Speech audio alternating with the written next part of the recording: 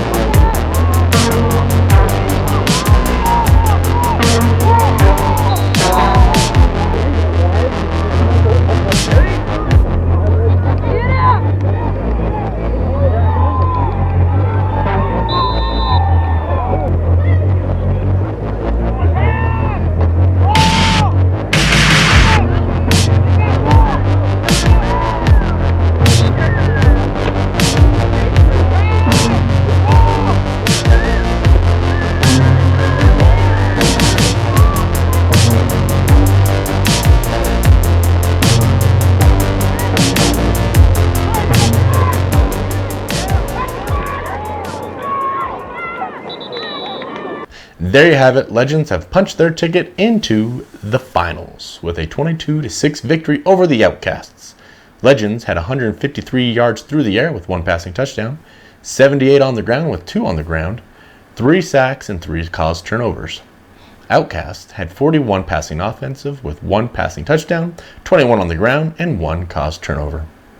And our second and final game, which sounds weird to only say that for 2 games.